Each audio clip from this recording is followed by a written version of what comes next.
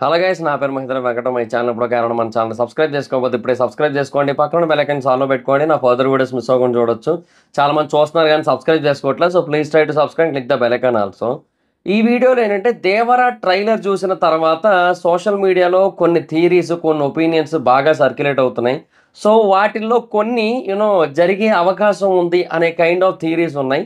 So వాటన్నింటినీ కూడా ఇప్పుడు మీ ముందుకైతే తీసుకొని వచ్చారు. సో వీటిలో కొన్ని అయితే ఇంట్రెస్టింగ్గానే ఉన్నాయి. ఒకళ్ళు నిజంగా ఇప్పుడు చెప్పుకున్న థియరీస్‌లో కొన్ని జరిగినా కూడా చాలా అంటే చాలా ఇంట్రెస్టింగ్‌గా ఉంటది. చాలా ఎక్సైటింగ్‌గా ఉంటది. అండ్ వావ్ ఫ్యాక్టర్ ఎలిమెంట్స్ చాలా ఉండే ఛాన్స్ అయితే ఉంటదనమాట సినిమాలో. సో అందుకని ఒకసారి ఈ థియరీస్ అన్నిటి గురించి మాట్లాడుకుందాం.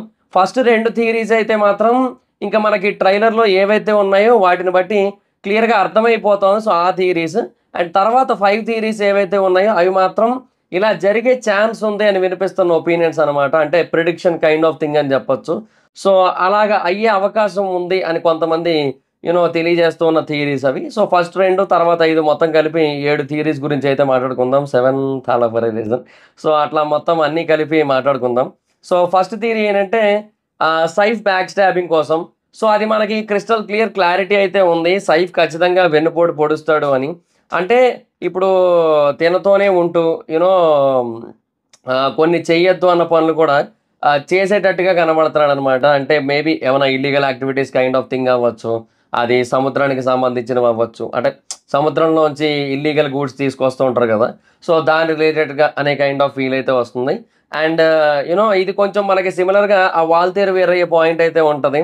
అండ్ అందులో కూడా ప్రకాష్ రాజ్ గారు మీరు గమనించినట్టయితే ఆయన కూడా అంతే కదా, బాగా క్లోజ్గా ఉంటారు. ఈయన మెంబర్ లాగే ఉంటారు. అండ్ అక్కడేమో బ్యాక్ స్టాప్ చేస్తూ ఉంటారు. అండ్ అది సముద్రంలోంచి ఇల్లీగల్ గూడ్స్ తేవడమే. కాకపోతే ఏంటంటే అక్కడ మాదక ద్రవ్యాలు, ఇక్కడ మరి వేరే ఏమైనా కాన్సెప్ట్ ఉందా అనేది చూడాల్సి ఉంటుంది అనమాట. బట్ బ్యాక్ స్టాబింగ్ అయితే జరుగుతుందనే కైండ్ ఆఫ్ ఫీలింగ్ అయితే వస్తుంది సైఫ్ సైడ్ నుంచి.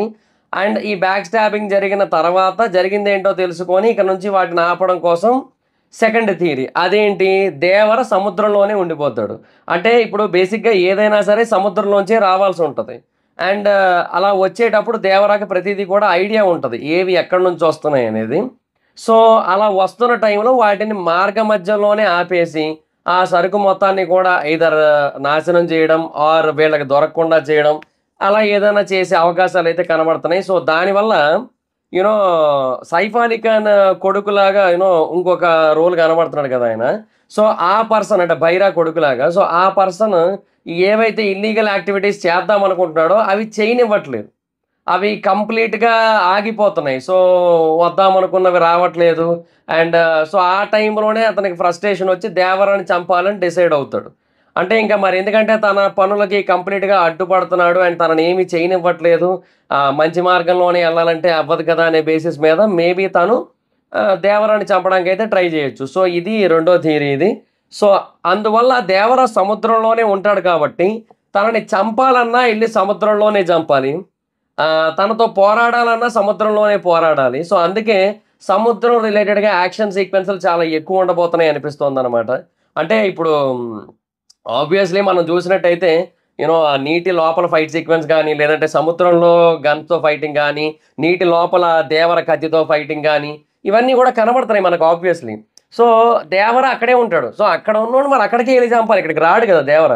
సో అందుకని డెఫినెట్గా సముద్రంలో యాక్షన్ సీక్వెన్సెస్ చాలా ఎక్కువ స్థాయిలో ఉండే ఛాన్స్ ఉంటుంది అనమాట. బేసిక్గా ఈ పాయింట్ చాలా డిఫరెంట్ పాయింట్. అంటే ఆ పర్సన్ సముద్రంలోనే ఉండడం, చంపాలంటే సముద్రంలోకి వెళ్ళి చంపడం, మొత్తం యాక్షన్ సీన్స్ అన్నీ సముద్రంలోనే చేయాల్సి రావడం, ఇది చాలా డిఫరెంట్ పాయింట్ ఇది. సో డెఫినెట్గా ఇక్కడ కమర్షియల్ ఎలిమెంట్స్ 100% పీక్స్లోకి వెళ్ళే ఛాన్స్ అయితే ఉందన్నమాట ఇక్కడ. అండ్ థర్డ్ థియరీ ఏంటంటే ఆ రెడ్ నైఫ్స్ పట్టుకున్నది ఎవరైనా కావచ్చు. అంటే మనం ట్రైలర్లో ఒక షాట్ చూసాం, ఒక చేతిలో ఒక కత్తి, ఒక చేతిలో ఇంకో కత్తి చూసాం. రెండు ఎర్రగా కాలిపోయి ఉన్నాయి. అంటే ఆ నిప్పుల వల్ల కంప్లీట్గా కాలిపోయి ఉన్నాయి. సో ఆ కత్తులు పట్టుకున్నది ఎవరైనా కావచ్చు, ఆ దేవరాయే పట్టుకోవాలి అని అయితే లేదు. అంటే ఆ సముద్రంలో చూసింది నాకు ఇంకా గుర్తొస్తోంది అని శ్రీకాంత్ గారు చెప్పినప్పటికీ కూడా అది దేవరాయే అవ్వాలి అనైతే ఏం లేదు. అంటే మేబీ ఫర్దర్గా ఇంకెవరో ఉన్నారు కదా. ఇప్పుడు ఇది ఫస్ట్ పార్ట్, ఇది సెకండ్ పార్ట్కి ఇంకొక విలన్ అయితే ఉన్నారు కదా. సో ఆ విలన్ని దృష్టిలో పెట్టుకొని ఆ విలనిజంని హైలైట్ చేయడం కోసం మైట్ బి శ్రీకాంత్ గారు చెబుతూ ఉండొచ్చు అది చూసిన దాన్ని ఇంకా నేను మర్చిపోలేకపోతున్నాను అని. అది మైట్ బి బాబీ డియోల్ కూడా అయ్యి ఉండొచ్చు. చెప్పలేం. అండ్ ఇంకొకటి ఇప్పుడు ఒకానొక స్టేజ్‌కి వచ్చేసరికి దేవరాతో పాటుగా పెద్ద సైఫ్ అలీ ఖాన్ కూడా కనిపించకుండా పోయినట్టే కనబడుతుంది ఎందుకో. ఎందుకంటే పెద్ద సైఫ్ అలీ ఖాన్ ఉన్నట్టయితే ఇప్పుడు మరి అంత ప్రశాంతంగా ఉండడానికి ఉండదు కదా! సో, పెద్ద సైఫ్ అలీ ఖాన్ కూడా సముద్రం పట్టుకొని తిరుగుతున్నాడేమో మనకు తెలీదు గదా! సో, అప్పుడు పెద్ద సైఫ్ అలీ ఖాన్ మేబీ అట్లా ఏమన్నా చేసాడేమో. So, second part only Saif Ali Khan కాకుండా Saif Ali Khan versus Saif Ali Khan and Bobby Deol versus Vara and Devara అట్లా కూడా అవ్వచ్చేమో చెప్పలేం కదా! సో, ఒకవేళ అక్కడ గనక సైఫ్ అలీ ఖాన్ ఉన్నట్టయితే. సో, ఆ సిట్యుయేషన్ ప్రకారంగా ఈ ముగ్గురిలో ఎవరైనా అయ్యే ఛాన్స్ ఉంది.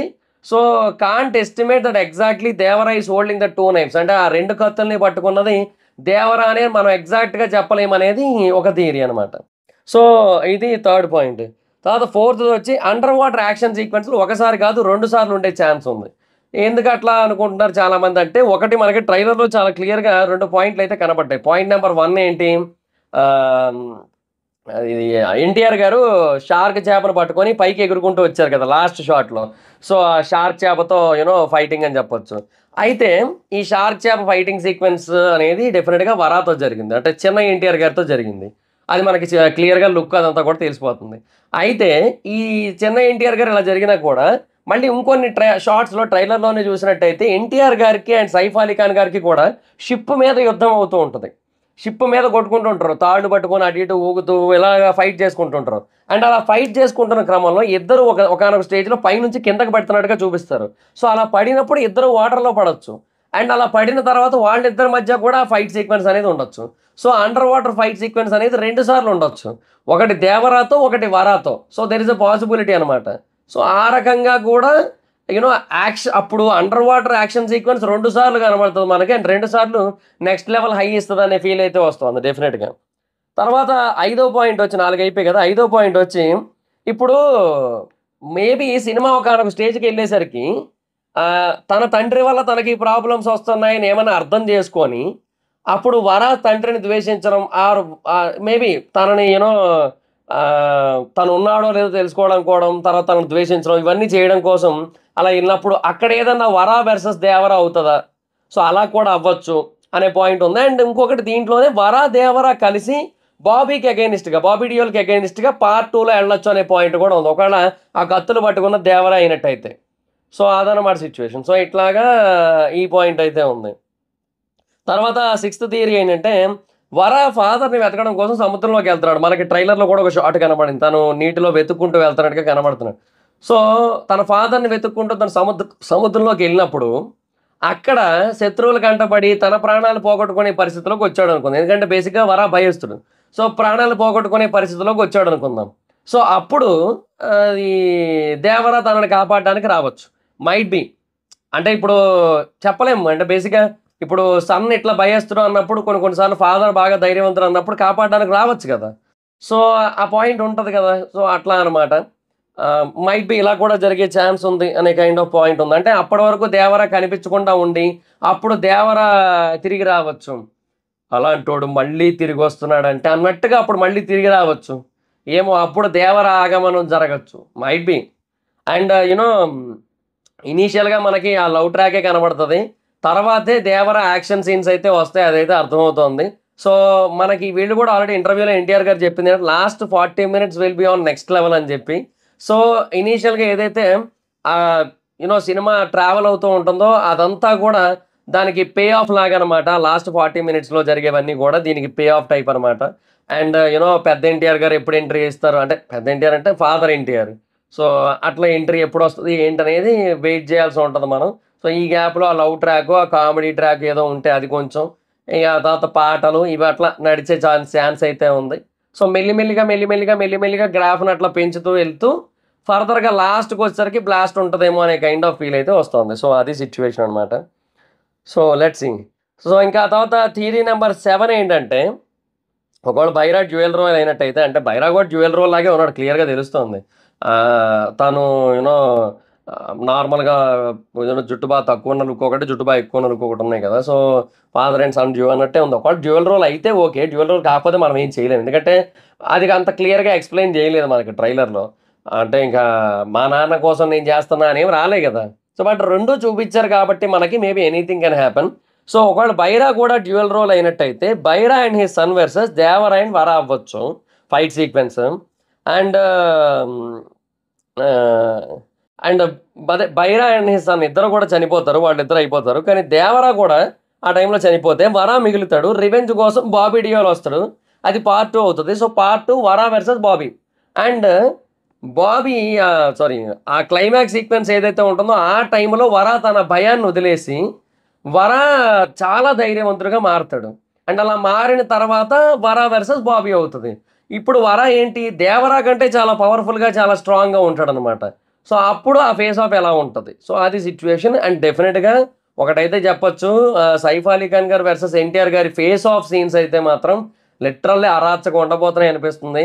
And you know one of the greatest hero and villain face off scenes అవ్వచ్చు అనిపిస్తుంది నాకైతే మాత్రం. So let's see. సో అవి గైస్ 7 థియరీస్ ఈ దేవరా సినిమాకి సంబంధించి ట్రైలర్ చూసిన తర్వాత. సో మీకు వీటిలో ఏ థియరీ చాలా ఇంట్రెస్టింగ్గా అనిపించింది, ఏది నిజంగా జరగచ్చు అనిపించింది కింద కామెంట్ సెక్షన్లో తెలియజేయండి. So that's it guys, this is the video కనుక మీకు నచ్చినట్టయితే లైక్ చేయండి, వీడియో షేర్ చేయండి. ఎప్పటివరకు కారణం మన ఛానల్ సబ్స్క్రైబ్ చేసుకోకపోతే ఇప్పుడే సబ్స్క్రైబ్ చేసుకోండి, పక్కన బెల్ ఐకాన్ ఆన్లో పెట్టుకోండి. నా ఫర్దర్ వీడియోస్ మిస్ అవ్వకుండా చూడొచ్చు. చాలా మంది చూస్తున్నారు కానీ సబ్స్క్రైబ్ చేసుకోవట్లేదు. So please try to subscribe, click the bell icon also. నా ఇన్స్టాగ్రామ్ ఐడి జబర్దస్త్ మైత్రం అక్కడ కూడా వచ్చి ఫాలో అవ్వచ్చు. Thank you so much guys. Bye, meet next video. Bye bye.